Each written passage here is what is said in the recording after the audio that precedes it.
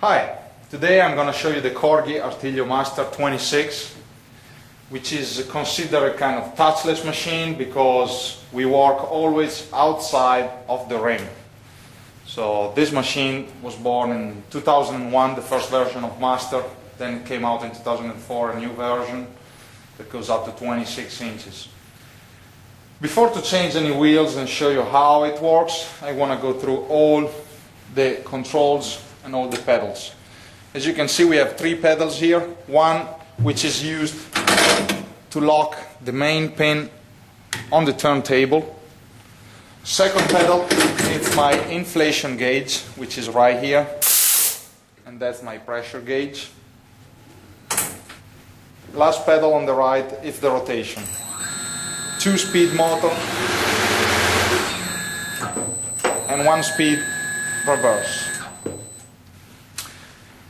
As you can see on this machine, we work on this side, and here is our control unit. We have 3 different sections for 3 different areas of the machine. First of all, we have the bead breakers. As you can see, top and bottom bead breaker. We can just close it down, and as you can see, we have the up and down movement for the top one, up and down movement for the bottom one, and with this button I will activate the forward movement of the disc. So when I reach after the edge of the rim, I just press this, and if you see, if I keep going down, the disc actually comes out 20 millimeters. That to help me breaking the bead. When I go up, it just releases automatically. We have this second section, which is the main one. It's the one that controls the mount head. I'll take this off. As you can see, we have a joystick, very simple, so it's just up and down, movement, out and in. Other movement we have are how to open the finger. This will help me when I need to reach the bead of the tire. And this little knob is the one that activates the leverless system. So if you see, when I move it, the finger actually goes back and the turntable follows it, so it takes off all the stress from the tire. Last control on this section will be the rotation of the mount head, because we usually use this mobile finger to take the tire off, but we will use the still finger just to mount the tire. So with this, we can just choose the position of it. This last section, it's about the lifter, because we do have a lifter in front of this machine, and as you can see, this lifter, it goes all the way up and it sits right under the turntable. If I go the other way, I will just take it down.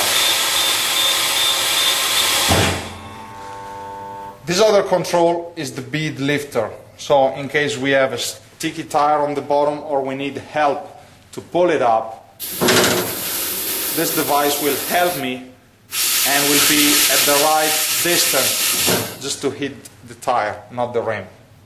Then the last section is about packs, but that's another system, so we'll see it in another video.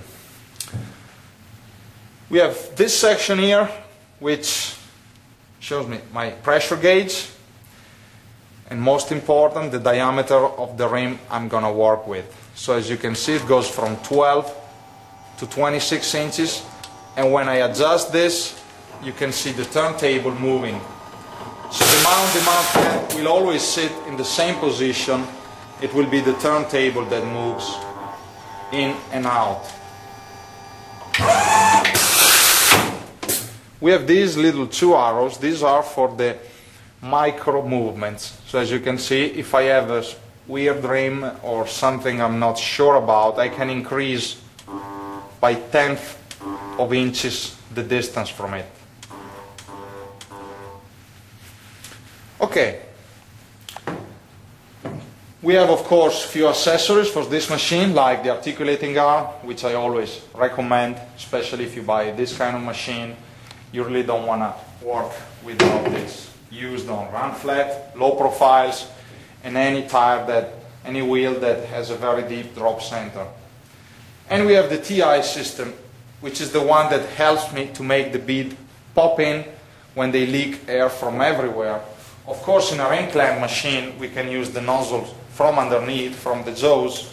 With this kind of turntable, which is pneumatic, we can't, so we'll do it from the top. So from here, we just place this against the rim, and this 4 nozzle will empty the air tank in less than a second. You have these 2 triggers that activates it, and there's the blast. Okay, now we're going to see how to change this wheel. I'm going to put it on the lifter. Before to raise it, you see this pin? This one goes in one of the lug nut holes. This will hold my wheel and not make it slip on the turntable. I'm going to raise it. I get the pin and try to put it as much as I can in the center.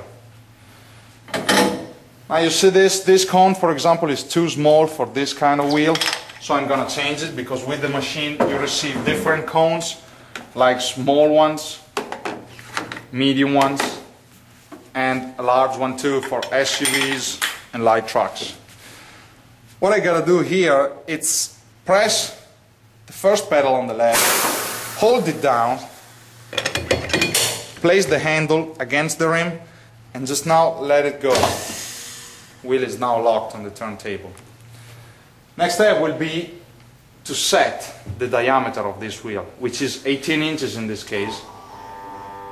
Now everything is at the right distance. So if you see, when I take down the bead breaker, it's right there when I need it. So once I've done that, I will press this button, get some lube, and now start spinning. And as you can see, while I come down, the disc goes forward right between the rim and the bead of the tire. Once we have done that, I'm going to break the bottom bead now.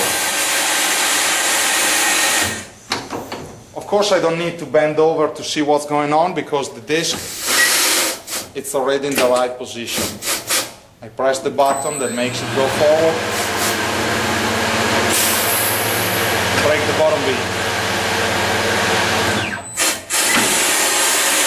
Okay, now we are done with this section, so with the bead breakers. I'm gonna use the mount head, because now we're gonna grab our wheel. So I just come out, go down close to the rim, and while I start spinning, I will press this button that opens the finger. As you can see, open it so it's easier to grab the tire. Let go the bottom, come up until you see that red line. That is basically the correct position when you start taking the tire off. So now, by turning this knob, you will see the leverless system, how it works. So the finger pulls it back, the actuator moves back, so it releases the stress on this area. What I gotta do now is just tap on the pedal, the rotation pedal,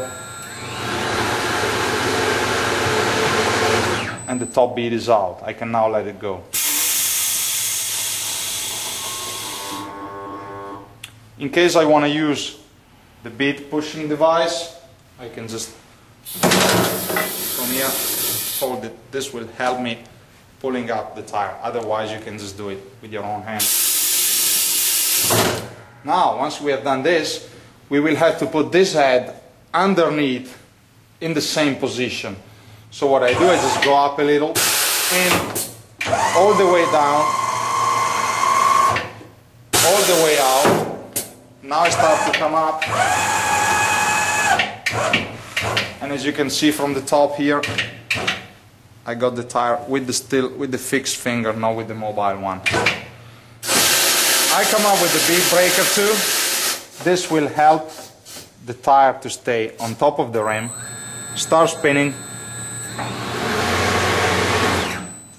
Tire is now demounted.